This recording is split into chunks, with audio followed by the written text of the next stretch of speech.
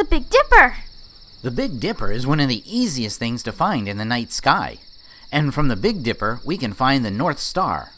Simply find the two stars that make up the edge of the Big Dipper's bowl, and draw a line between them and keep going. They point right to the North Star. The North Star will be about 5 times the bowl height away. And the North Star is the last star in the handle of the Little Dipper. Isn't that cool? The North Star is almost straight above the North Pole. So, as the Earth rotates, it seems that all the stars move around it. In the Northern Hemisphere, you can always find the North Star. Then, you know which way is north. Let's Explore Astronomy is sponsored in part by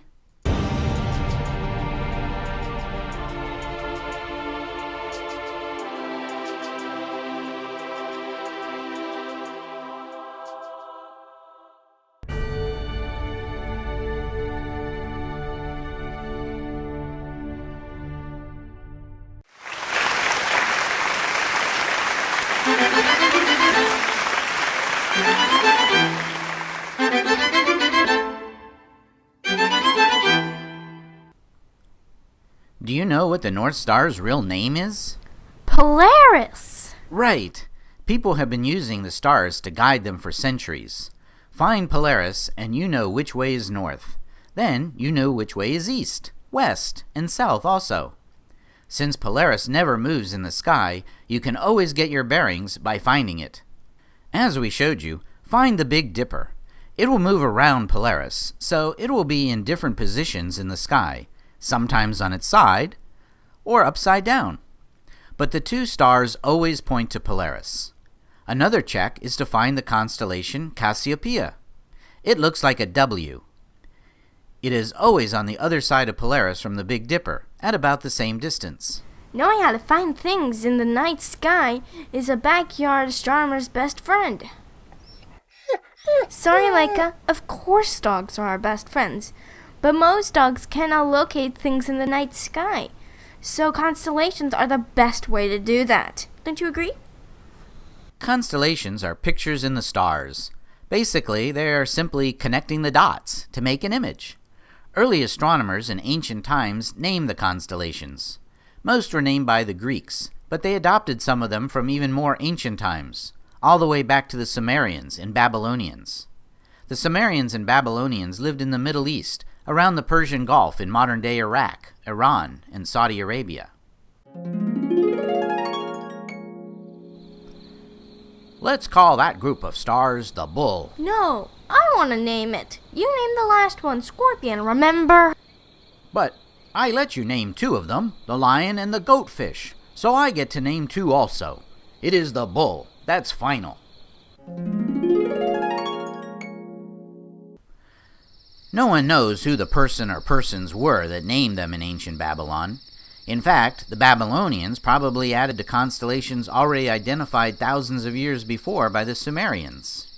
So, did you figure out our 4 constellations we mentioned in our little skit? They are all used today and are part of the zodiac. How about the Bull? That is an easy one. If you said Taurus, you are right. How about the Lion? Any Leos out there? How about the Scorpion? That's my zodiac sign. I'm a Scorpio. Okay, now the Goatfish. Did you get it? You're right. It's the Capricorn. Are you a Goatfish, Velocity? No, I was born under the sign of the Ram, Aries. All the signs of the zodiac are constellations. Go out at night and find yours. Check your star map as to when you'll be able to see it. As the Earth revolves around the Sun, constellations can only be seen during certain times of the year. But most of the constellations are named by the ancient Greeks. Sometimes they use their own stories of gods and goddesses, and sometimes they continued the stories from the ancient Babylonians. Since this show is called the Andromeda Time Slip, let's tell the Greek story of Andromeda and how Andromeda became a constellation. Ooh, I get to play Andromeda because I'm so beautiful. You better be careful. That is how Andromeda got into trouble in the first place. You know, according to the ancient Greek mythology, Andromeda was the daughter of Cepheus and Cassiopeia, the king and queen of Ethiopia. Andromeda was so beautiful that her mother, Cassiopeia, said that she was prettier than the sea nymphs. This really pissed off Poseidon, god of the seas, so he made the sea flood the land and unleashed a terrible sea monster on the people. He told Cepheus that he would save all the people only if he sacrificed his daughter Andromeda to the sea monster. So Andromeda was chained to the rocks. Help! Help! Help! Hello, fair maiden Andromeda. I am Perseus, slayer of the Gorgon Medusa. I have made a deal with your father that if I slay the sea monster and free you, I can have your hand in marriage. Yes, yes, hurry, please! The sea monster's about to eat me! Help!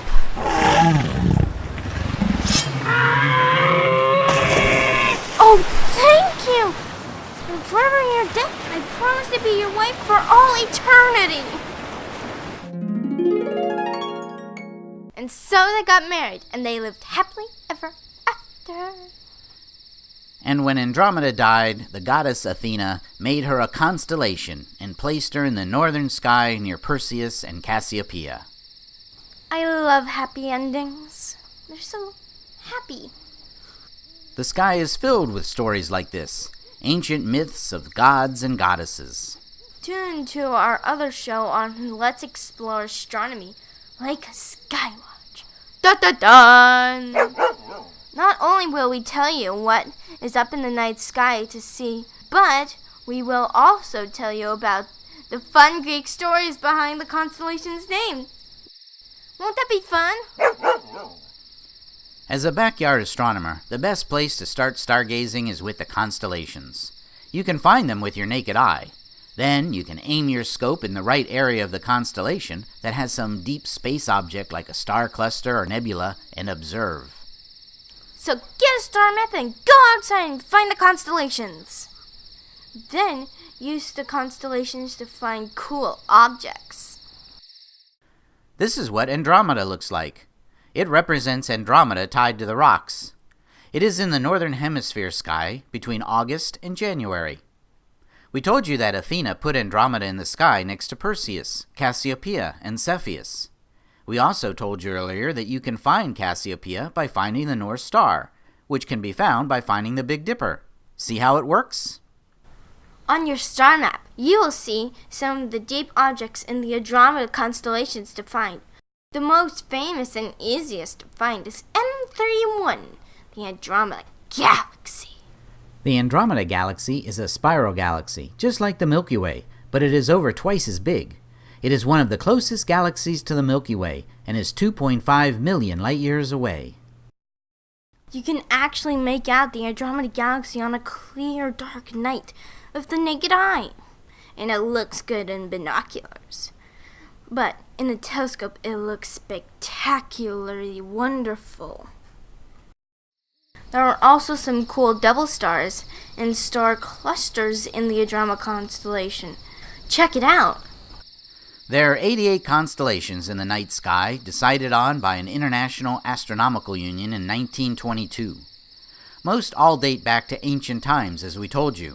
Some were named by early explorers who first sailed in the southern hemisphere. These stars were unknown to them, as they had not seen them in the northern hemisphere, so the ancient Greeks and Babylonians never saw them. In addition to the Babylonians, Greeks, and the Arabs naming constellations, the ancient Chinese astronomers also named their own constellations. I'm sure you can make up your own pictures in the stars. Try it for fun. Be sure to tune into Lake Skywatch, where we will tell you more stories about the constellations, where to find them, and what to find in them. Till next time, happy stargazing!